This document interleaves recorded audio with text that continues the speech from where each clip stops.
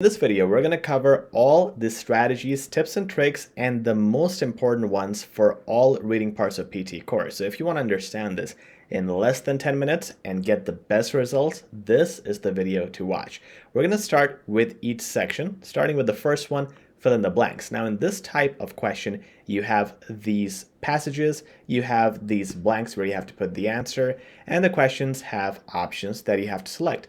The first mistake that people make is to start looking at the options. Don't do that. What you want to do first is predict the answer without even looking at the options. This is what I mean. When you see the sentence, and here you will get to the answer number one eventually, let's read it and predict. This genre not only entertains, but also educates, offering us a window into the past that is both illuminating and engaging. So they're talking about a genre. By weaving factual events with fictional characters, authors can something bring history to life. Can perfectly, easily, quickly, or something in those lines is what I'm thinking would be my prediction, and then bring history to life. Now, before I look into the options, I have an idea of what could possibly go in here. I also know this is going to be something positive because they're talking about how something will help in order to achieve something else. So I know it's going to be positive. It's going to be an adverb most likely. And if I go down, that's exactly what you have. But before we even get to that, one other thing you want to look at is the words before and after your gap. So here you have the gap. The keywords you want to pay attention to are weaving factual events with fictional characters. Authors can. So authors will be able to do something. And this is bring history to life. It's something positive.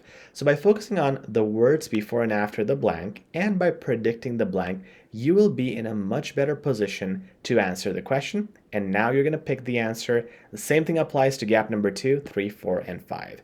So make sure to follow those two strategies, prediction and looking at the keywords around the blank. When we talk about the multiple choice questions, you have two types of multiple choice questions. One is where you have multiple answers. That means that in this passage, I might have answer A, might have answer D or E, and I could have more or less. And then you have another type of multiple choice question that you will see later on, which is called single answer. In that, you also get a similar passage. However, among all the choices, you're only supposed to pick one answer.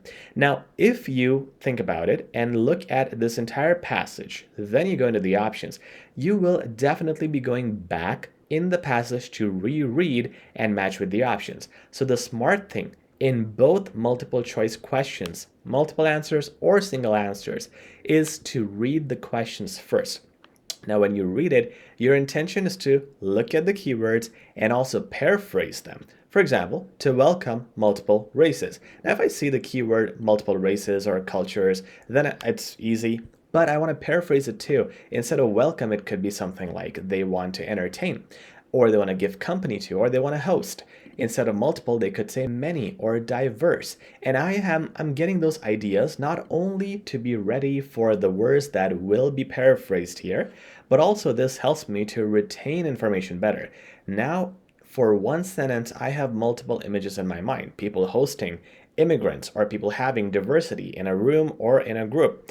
And this helps me retain it so well that now that I started reading the passage, anywhere where something about multiple races or cultures is mentioned, I'll quickly look at this one and try to match it. So before I go into the passage, I will do the same thing with all options and get an idea, get the paraphrased versions, then you start looking in the passage. As soon as you find something that matches, you start matching it and confirming. If it doesn't, go back and confirm again with the other options.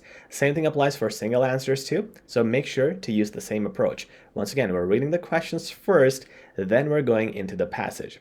Now, reorder paragraph is probably the most difficult type of question in PTE Core reading. Here you're given multiple sentences or long sentences, and you have to rearrange them. You have to fix them in the right order.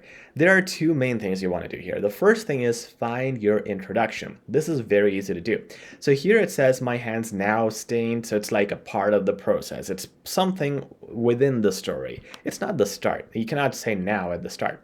The early morning was cool and crisp, an ideal time to begin. So this is the early morning. It's a definition of the event or the situation. This looks like the start. That's a good one.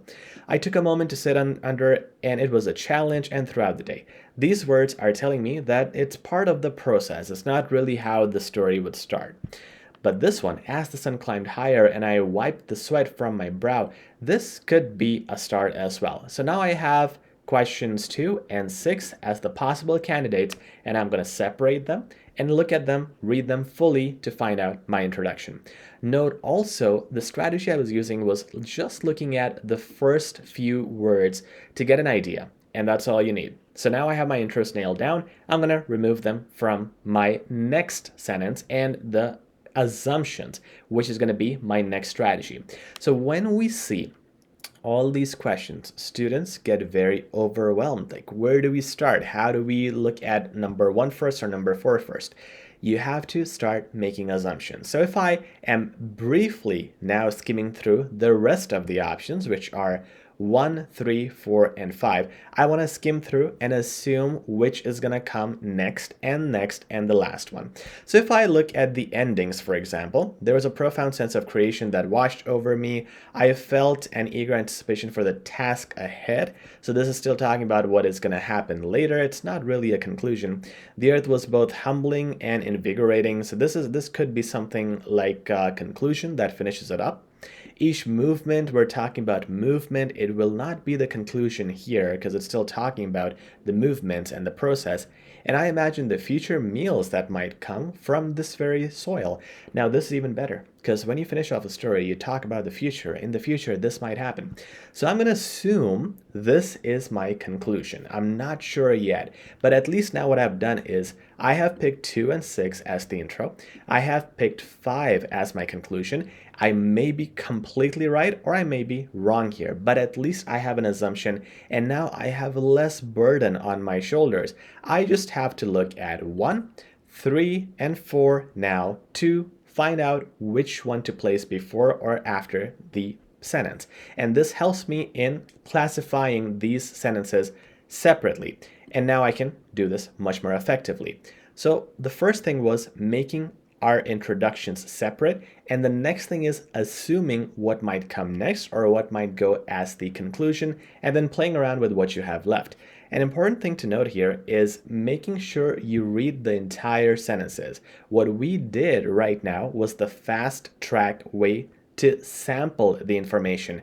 However, you have to read the entire sentence. One thing I keep noticing in PTE Core reading is the answer could be in the first sentence, in the middle, or at the end. So you can never tell, and any teacher that tells you, hey, most of the answers are right here, that is incorrect. You have to eventually read everything to make sure. So make sure you practice a lot, and since reorder paragraphs are difficult, if you want to get the best and the most challenging mock tests, check out our PTE Core course in the description. It is right now at a huge discount. And before we get into that, let's finish off with our final strategy for our final section, which is also fill in the blanks yet again. But here, there's something different. You have options this time. You don't have a multiple choice option for each blank. Instead, you have all these options, and what they're saying is all of these could be possible answers for this, and anywhere. So what you want to do while you're reading is still do the same strategy. Look at the keywords before and after the blank, number 1. Number 2 was what? Do you remember? Number 2 was predicting what the possible answer will be. Now, when you do this, you have a very good idea of what could go here. And now all you would do is look at all the options. Trust me, it becomes so much easier when you have predicted and looked around at the keywords. Then you go into the options, it becomes much easier. For some students, and you can try this approach as well, they like to read all the options initially, and then they apply the strategy of predicting and looking at the keywords. For some, this works well. For others, it is confusing to read everything first and remember all that information. So try whatever method suits you better and play around with that and see what strategy works better.